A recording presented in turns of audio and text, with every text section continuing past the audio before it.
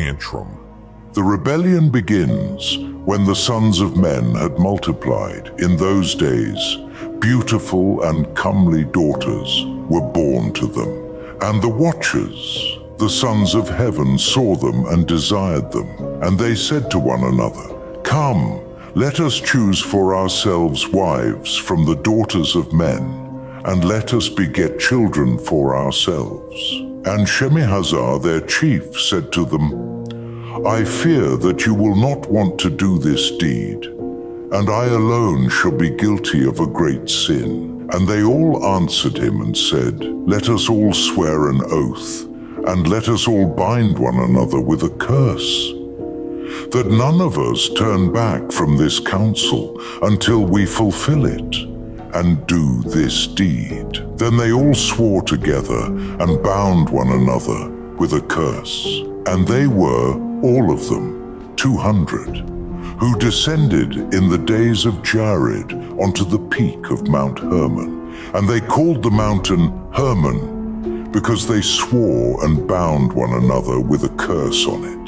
Enoch 6:1-7. These and all the others with them took for themselves wives from among them, such as they chose, and they began to go into them, and to defile themselves through them, and to teach them sorcery and charms, and to reveal to them the cutting of roots and plants.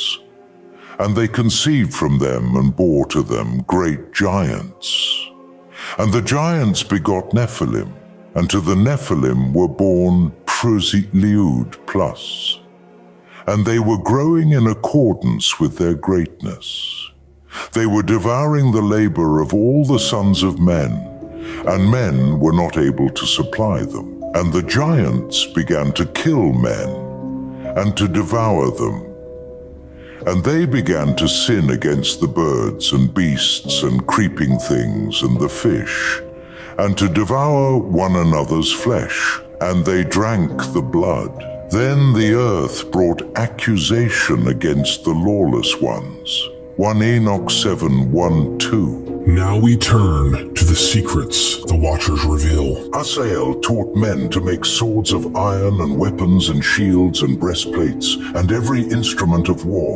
He showed them metals of the earth and how they should work gold to fashion it suitably, and concerning silver to fashion it for bracelets and ornaments for women. And he showed them concerning antimony and eye paint and all manner of precious stones and dyes. And the sons of men made them for themselves and for their daughters. And they transgressed and led the holy ones astray. See, and there was much godlessness on the earth, and they made their ways desolate. Shemihazar taught spells and the cutting of roots. Hermani taught sorcery for the loosing of spells and magic and skill. Barakel taught the signs of the lightning flashes. Kokabel taught the signs of the stars. Zekel taught the signs of the shooting stars. Artikof taught the signs of the earth. Shamsiel taught the signs of the sun. Sariel taught the signs of the moon. And they all began to reveal mysteries to their wives and to their children. And as men were perishing, the cry went up to heaven. 1 Enoch 8:1-4. Indeed, some scholars propose an intriguing theory regarding the contents of the Book of Watchers, particularly in chapter 8. They suggest that the knowledge imparted by the fallen angels, or Watchers, in this chapter originates from a tradition entirely distinct from that of the preceding chapter. The previous section describes the union of mortal women with these Watchers, a narrative rich in its own right. This divergence in thematic content between the two chapters has led to a scholarly debate, with experts delving into the possibility these sections draw from separate mythological or theological traditions. The contrast between the esoteric knowledge shared by the Watchers in chapter 8 and the earlier narrative of celestial human interactions underscores the complexity and layered nature of the text. The narrative in the Book of Watchers takes a dramatic turn as it introduces a crucial moment where the four archangels, Michael, Sariel, Raphael, and Gabriel, approach Yahweh.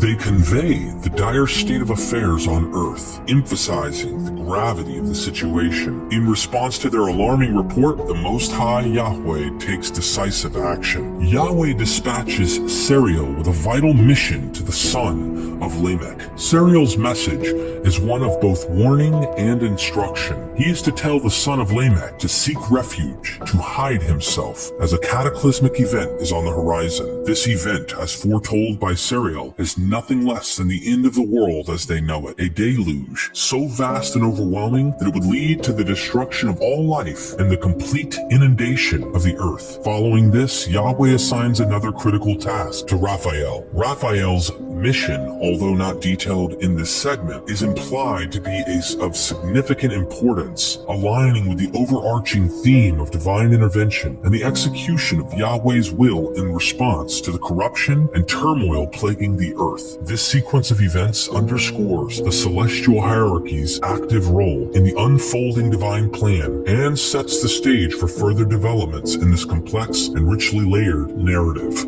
To Raphael he said, "Go, Raphael, and bind Asael hand and foot, and cast him into the darkness, and make an opening in the wilderness that is in Dudael. Throw him there, and lay beneath him sharp and jagged stones, and cover him with darkness, and let him dwell there for an exceedingly long time. Cover up his face, and let him not see the light. And on the day of the great judgment, he will be led away to the burning conflagration, and heal the earth, which the watchers have desolated, and announce the healing of the earth, that the plague may be healed, and all the sons of men may not perish because of the mystery that the watchers told and taught their sons. And all the earth was made desolate by the deeds of the teaching of Asael, and over him write all the sins." 1 Enoch 4:8. In a pivotal moment within the Book of Watchers, Yahweh decides to take decisive action against the Watchers and their offspring. To carry out this formidable task, Yahweh turns to Gabriel, one of the 4 archangels. Yahweh's decision to intervene directly and forcefully highlights the gravity of the situation created by the Watchers and their offspring on earth. This moment is significant as it demonstrates not only Yahweh's authority and power, but also the seriousness with which transgressions against the divine order are treated. Gabriel, known for his strength and loyalty, is thus chosen as the instrument of this divine retribution, marking a key point in the narrative where celestial justice is about to get executed. "Go, Gabriel, to the bastards, to the half-breeds, to the sons of miscegenation, and destroy the sons of the watchers from among the sons of men. Send them against one another in a war of destruction. Length of days they will not have,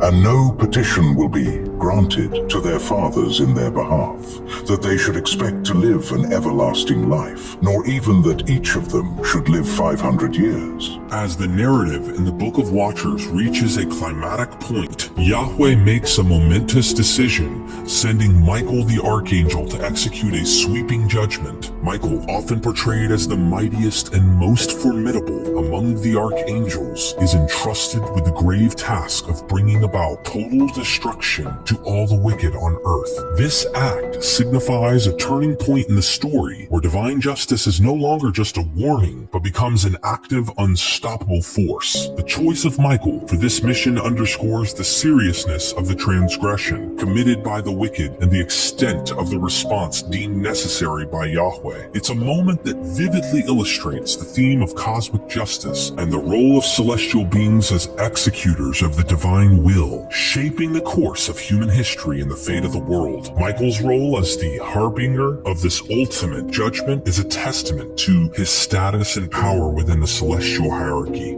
"Go, Michael, bind Shemihaza and the others with him, who have mated with the daughters of men, so that they were defiled by them in their uncleanness.